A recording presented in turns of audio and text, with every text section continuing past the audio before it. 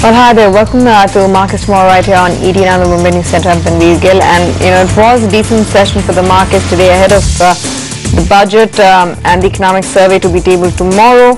You're going to be looking at the markets closing flat and holding on to their levels at just short of 8650. But the index is at 8600, which is a good 5% gain from the recent lows that we clocked at the end of December. And so the market has made a fairly strong and a confident comeback into the budget event. We'll start off with a quick snapshot of how the markets transpired at the start of this very news-heavy week. Market snapped 4-day consecutive sessions of gains. Nifty fails to defend the 8650 mark as caution prevails ahead of the union budget. Idea logs its best ever rally as Vodafone confirms merger talks with the company. A collaboration of the two giants will form the largest telco in India by revenue and subscribers and negate the stiff competition from RailJio. Sentimental impact seen on Bharti with spikes over 10%. HDFC hands in a steady report card for the third quarter. Profits meet expectations while asset quality remains stable. However, provisions come in higher on a Q-on-Q basis. Tech Mahindra delivers a steady Q3 set of numbers. Q3 profit, margin, revenue are in line with estimates. In the meantime, with voices lined up on the show, we will make sense of the markets. Shibani Sarkar-Kurian of Kotak Mutual Fund joins in for a fundamental view, and Amar Singh joins in for a technical perspective.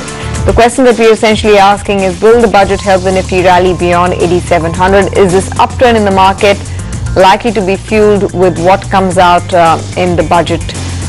Good evening to both of you, Shibani as well as Amar. I'll start off with you first. Amar, technically, do you think that we are poised for higher levels and the budget will only fuel the rally we've seen thus far into the year?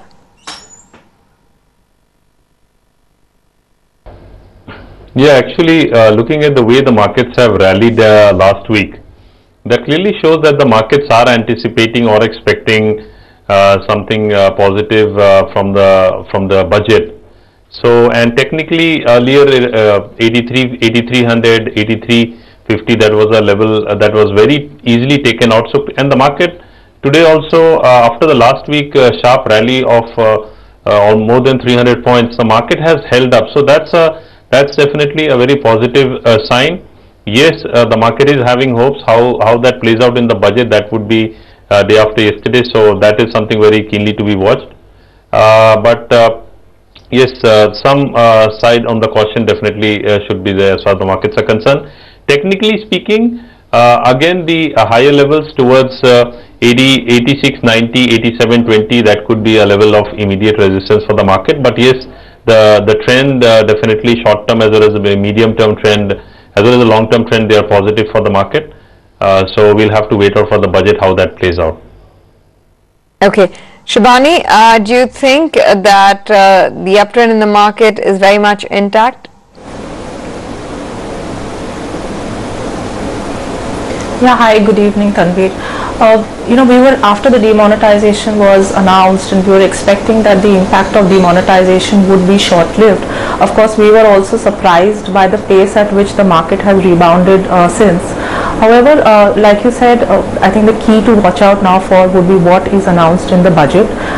Clearly, the market is going into the budget with significant amount of expectations in terms of revival of growth, especially in terms of consumption and rural spending. However, the government will have to walk a fairly tight rope, both in terms of maintaining fiscal prudence and ensuring that the economy gets back on track, and there is enough to put in terms of expenditure on the productive side and limit or curtail the expenditure on the revenue spend.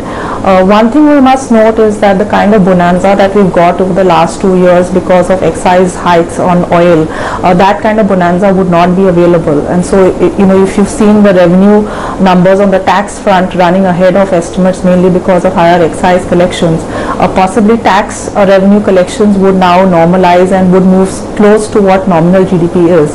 And hence the government would have to balance out expenditure and ensure that they channelize the expenditure onto the productive side especially on the infra spend, as well as to ensure that the rural economy continues to benefit from their overall spend. So I think it's a fairly tight rope, and we have to wait and watch in terms of what actually comes out.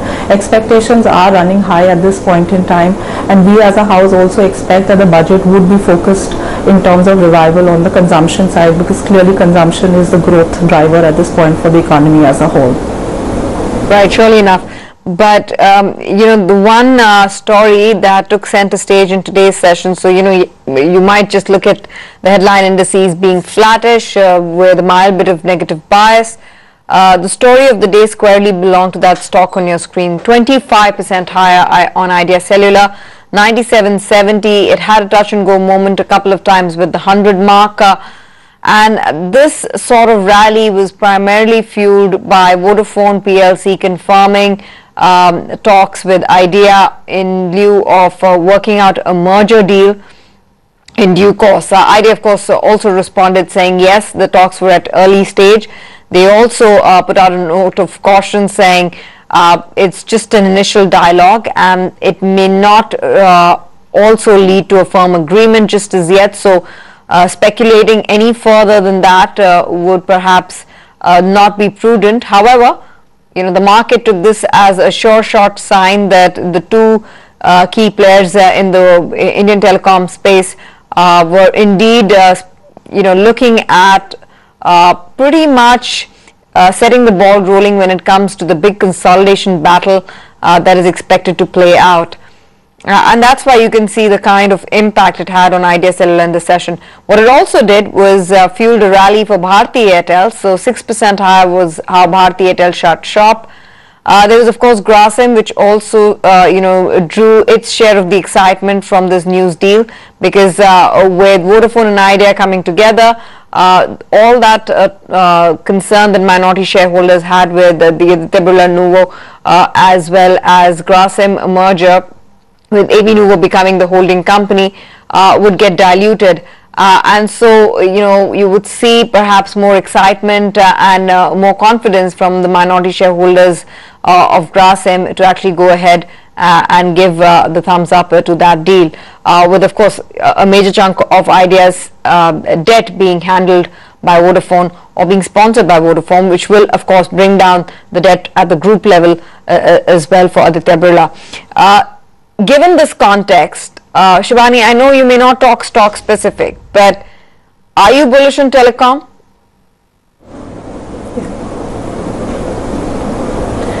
So, like you said, we can't really comment on stock-specific news.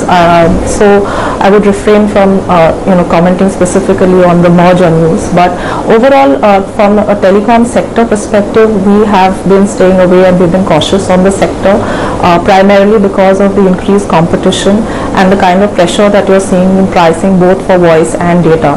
Now, while of course, if there is a merger at some point in time, and it's still very early days, and if the merger does go through, there would be some degree of consolidation, which always bodes well for a sector from a pricing perspective over a longer term period.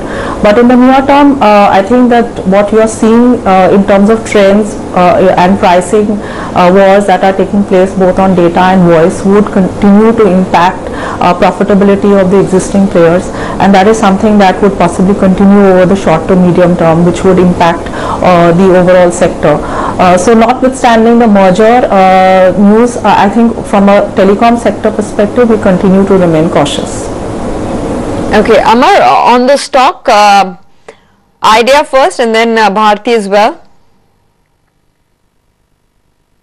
Yeah, as far as Idea is concerned, technically the stock was definitely forming a base around 65, 66, 65 to 70 levels, you could say, and then after it breached the 74, 75, that was a major technical level.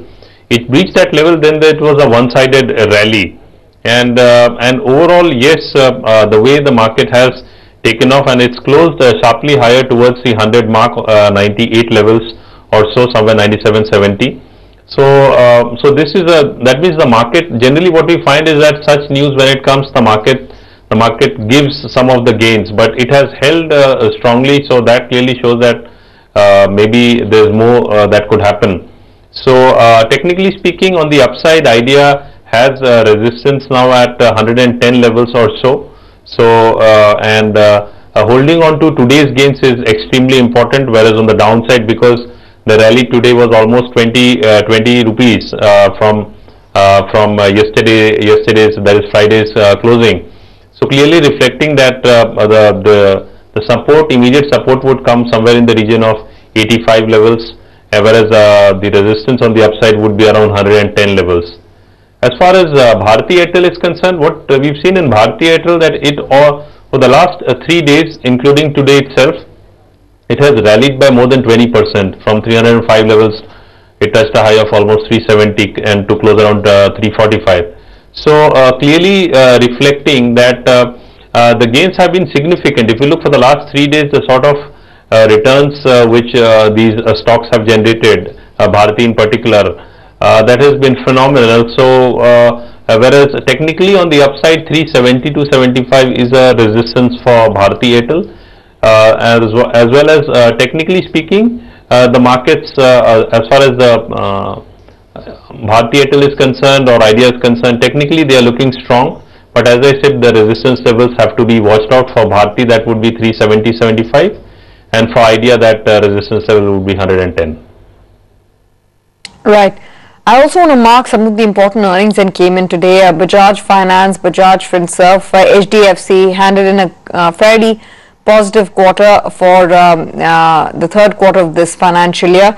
Bajaj Finance was up 6%. All in all, a good show from the NBFCs in the financial sector into the third quarter of FY17. Shivani, does that make you optimistic to stay overweight among NBFCs? The financing companies, there's been much debate back and forth about valuations versus growth. The demonetization impact has not played out as per expectation. In fact, if there has been a surprise, that's been to the positive in terms of the overall loan growth that's been seen in this quarter and credit offtake. Do you stay overweight within the space? Yeah, so we've been overweight on private sector banks and especially the retail private sector banks. Our view was that these banks, especially some of the smaller names, would continue to gain market share both in terms of loans and deposits. And while there was a belief that demonetization would result in some degree of impact in the near term, but overall the consumer finance space and retail lending space, the demand we see remains fairly intact, and therefore loan growth continues to be driven by retail lending rather than corporate lending.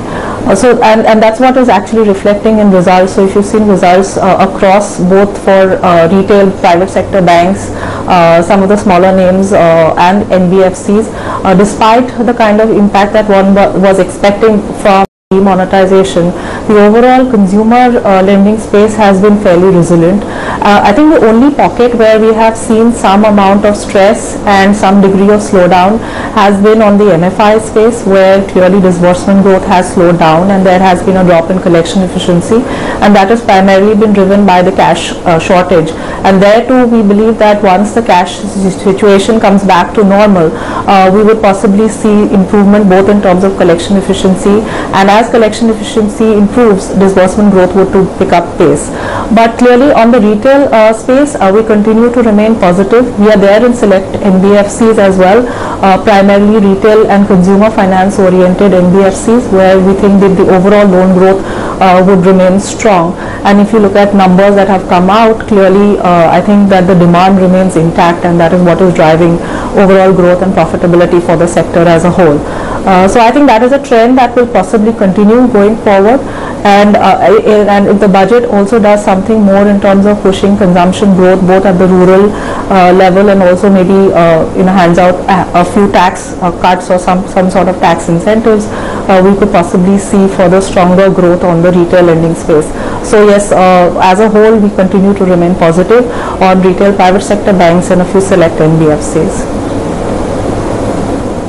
Okay, Shivani and Amar, stay on with us. We'll head into a break right now. When we come back, we will help our viewers approach trade tomorrow.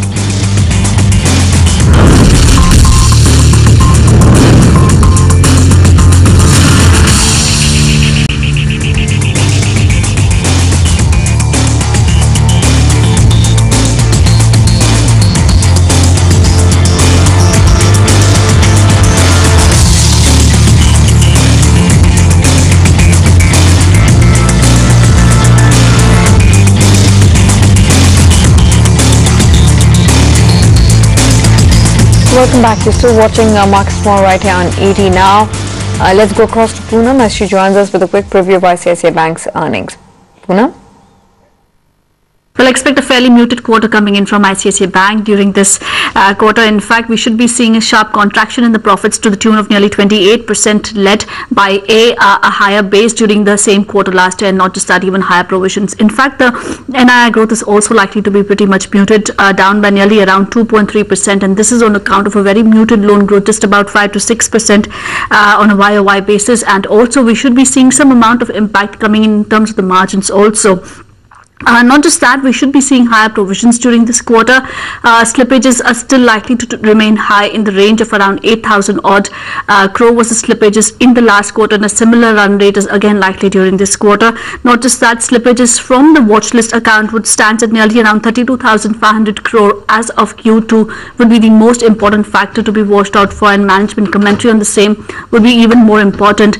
To note that nearly around power sector as well as infra, power and steel contribute nearly around 11.9% to the entire stressed accounts. Even in terms of the trading gains, that should be higher during this quarter. A muted fee income, but despite a higher trading gains, we should be seeing profitability to come under pressure.